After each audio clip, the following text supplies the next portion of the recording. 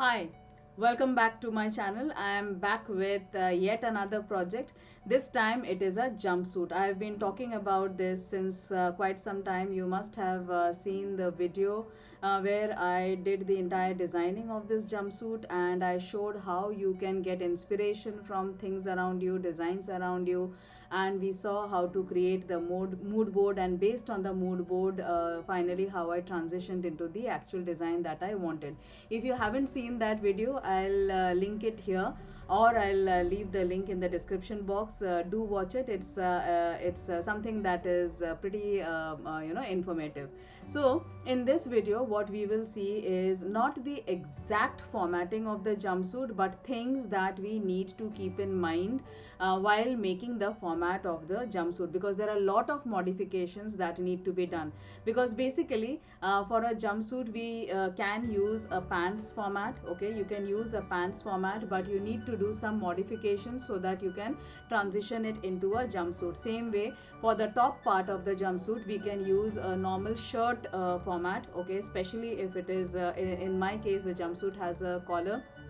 So if your jumpsuit has a collar, you can use a shirt format, and then you can transition it into the top part of the jumpsuit. In normal life the pants are worn at a certain level, okay, maybe at navel level or a little bit less, but if you see a jumpsuit, it is not worn there, it ends a little bit higher up. Okay, the jumpsuit, the pant part starts a little bit higher above the navel. So that is the main difference, and we have to incorporate that, because in a general pant format generally the pants would start at the navel and then go all the way down, but the modification that we need to do is in that part. That is what we will be seeing in this video. Okay, so let's quickly see that.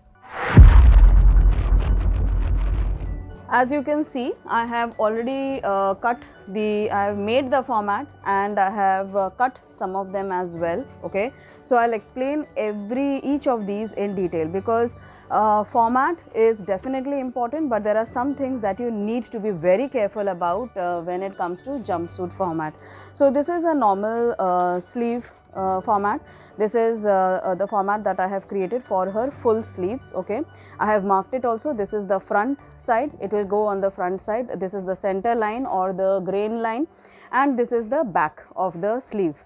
Okay, now I have numbered here, like this is one number, and you can see I have created a kind of a mark here. So I will put a notch when I cut this on the fabric, and I will put a notch here also when I cut it on the fabric, so that I understand while stitching that this is the center, this is where it will attach the shoulder joint of the yoke. Okay, and this sleeve block is without seam allowance. So when I will be cutting this, I will add seam allowance, and depending, because I told you that I will be making the sleeve from the a lacy kind of a stocking or legging that I have. So depending on the fabric I might add or might not add the margin, but definitely seam allowance needs to be added. So this is normal, this is pretty simple, there is nothing much about this. Now let's see the bottom part of the jumpsuit. I have already cut this, as you can see here, and this is the front part of the jumpsuit. Okay, and this is the back part. Right now this is using the normal pant format. This format is there in my 10-day course, so I have used that format. And if you see here, the pant format was actually till here. Okay, this is the actual pant format, and this is the seam allowance which I have added in the pant. Here I will be adding more because I want to fold it a little bit more, and so I'll be adding it that while I am cutting it on the fabric. So this is the seam allowance. Let me show the front side separately. I'll talk about the back side later. Okay, so this is the front side. Yeah. Now when we wear pants, generally I'll show it to you here in the image also. As you can see, when we wear pants, we generally don't wear it very high, okay, unless it is a specially designed high waist pants. We wear it at the navel or little bit above the navel maybe, okay. So whenever we make the pant formats, it is as per that, it is considering the fact that the pant is worn at the navel, okay, or maybe half an inch above the navel. So but when we wear a jumpsuit, okay, as you can see here, when we wear a jumpsuit, it is the pant portion does not start at the navel. It is actually much higher, and that is the look that I am actually going for, because it gives a very nice hourglass figure look, okay. And that is why ready-made jumpsuits have this issue. It is very tight at the crotch, you know, it pulls at the crotch and it looks very ugly from front and the back side. So how do we take that, or how do we adjust that, okay. So generally what happens, where the jumpsuit's yoke starts, okay, and or when the bottom part of the jumpsuit starts, that the distance between that and the navel is generally 3 to 3.5 inches, okay. So here if you see, I have added 3.5 inch. So after I made this, I simply added 3.5 inch everywhere, and I drew this line and then I cut it off. But the waist here, the waist of the jumpsuit where the person would be wearing, that also needs to be incorporated. So I cannot go like this, okay, because then the waist will become very small. So I had to incorporate the waist as per the measurement, and I added the seam allowance. I added 1 inch seam allowance also, because I wanted a little bit of margin or some flexibility in case it is tight, or in case I want a little bit more loose kind of a look, okay. So that is why I have added 1 inch here, and this is 3.5 inch. So this is what you have to be careful about.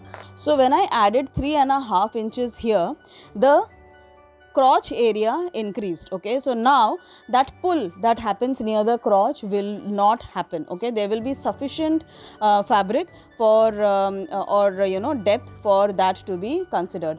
Also, if you see, in as shown in the image, I am going for a little bit loose kind of a look. It will be till my daughter's toes, okay, kind of touching the floor. So that is why I have taken it a pretty straight look. It is not like a pencil look where it becomes very tapered at the bottom. So this is the front, okay. Now let's quickly see the back. So if you have seen my videos, the pant video which is in my course, using the front we make the back also, okay. So there are some modifications that need to be done while making the back, which is as per the pant format, but the main thing here is again this 3.5 inch, okay. So this 3.5 inch will make this crotch proper for my daughter, because this is for my daughter's, as per my daughter's measurement, and this here is the margin, okay. I will be stitching here, and this will remain inside near the hip as a margin, so that tomorrow if I have to release it a bit, I have some fabric to release it. This is also with the seam allowance, so I don't have to add any kind of seam allowance in this. Now if you see, it is quite different. The back side is pretty quite different from the front side, but when I will be stitching, this will sit properly. See, if I start from here, okay, and if when I am stitching, I'll go all across, and see here, perfectly aligned, okay. This is how the format of the bottom part of the jumpsuit is, okay. Now let's see the top part, or the yoke part of the jumpsuit. Now that depends on the design also. The jumpsuit that I have designed is with collars, and since it is with collars, the pattern that I have used is for the shirt pattern, okay. Shirt generally extends till down, it crosses the hip, or it is till the hip, but here because it is yoke, I have taken it only till the yoke length. Whatever is the length of the yoke, which is generally till the waist, so this format is till the waist. So this is the front side, okay, and this is the back side. So in front side I have added this dart at the waist and this French dart which is diagonally from the side seam. I have not added seam allowance in this, so I will be adding ½ inch seam allowance here. I will be adding margin and seam allowance, so a total of 1½ inch here. I will be adding ½ inch here seam allowance, I will be adding ½ inch here, and at the collars I will add only 1/4 inch, because if it is way too wide then it becomes very difficult, the finishing is not good. So here I will be adding 1/4, here also I will be adding 1/4 seam allowance, okay. This is for the back. Back is pretty simple. Again, there is a dart at the waist and I will be adding 1½ inch seam allowance and margin here, ½ inch seam allowance here, ½ inch seam allowance here, ½ inch seam allowance here.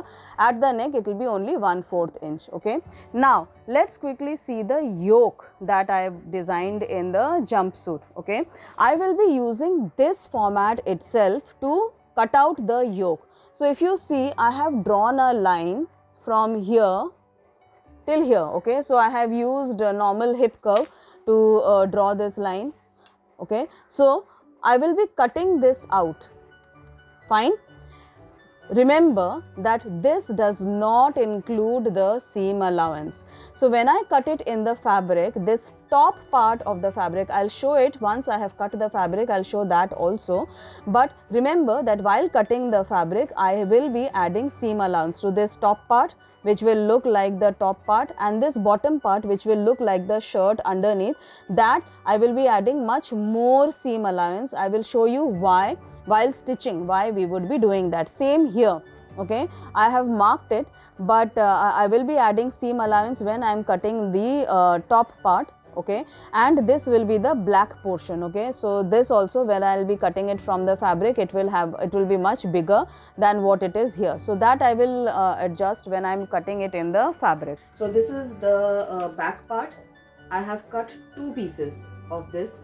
The reason being that I am not adding a separate lining, same fabric I am using as the main fabric and the lining. So, as you see here, the seam allowance is 1/4 inch, but here I have taken it more. While stitching and while finishing, I will show you why it is more, because you know, to get that kind of a look, that overlapped look. For that I have taken this.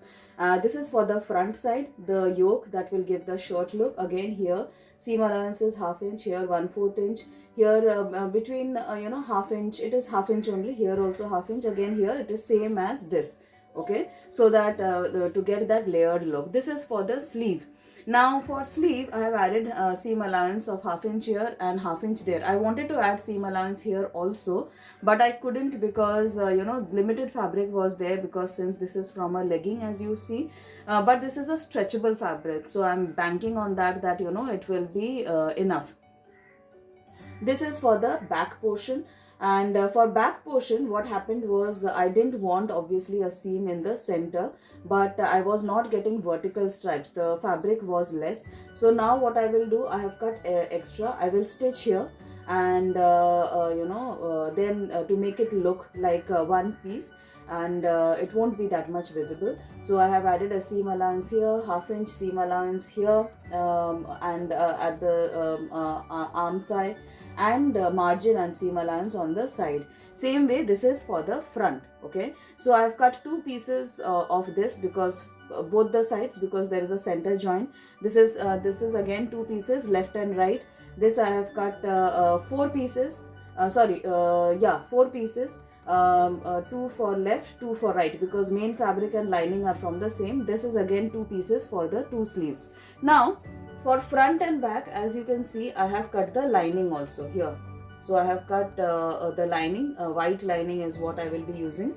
So I have cut the lining for that. So for the back side, you see that I am not going to add seam, as in for back I don't need to stitch it. I was getting one solid fabric, one whole fabric. So you know, it is not cut in the center, it is joint. So there is no seam allowance here for the lining, okay. Now let's quickly see for the bottom part of the jumpsuit also. This was for the yoke part of the jumpsuit, the top part of the jumpsuit. Now we will see the bottom part of the jumpsuit. So this is the bottom part of the jumpsuit. Let me show you this also quickly. Now if you remember, while drafting I had said for the bottom part it was including the seam allowance. So I have not added any seam allowance. If you see here the fabric is because I have just placed it right now. I had done the cutting earlier. So it is exactly as per the format.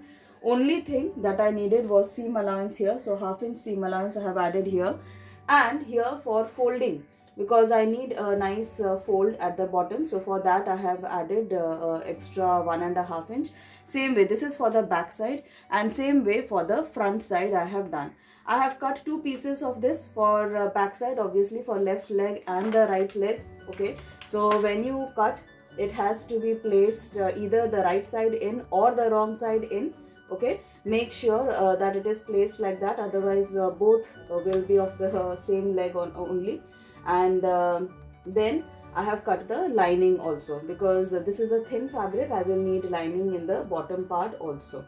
Okay, exactly the same way I have done for the front side of the bottom part as well. Okay, again half-inch seam allowance is added here, and for folding I have taken extra fabric here, and the lining also. Okay, so these are all the pieces collectively for the jumpsuit. So we saw what are the points that we are supposed to keep in mind while drafting the jumpsuit, and in the next video we will see the entire stitching process and the final reveal of the jumpsuit. Okay, so I'll come up with the part 2 also in a few days. So if you liked this video, do give it a like, and do share your comments, and do share this video with people who would be interested in learning about sewing. And I also teach fashion designing. You can taste how the thing is by signing up for a 5-day course. I'll leave the link in the comment box below. I'll see you in the next video. Bye bye.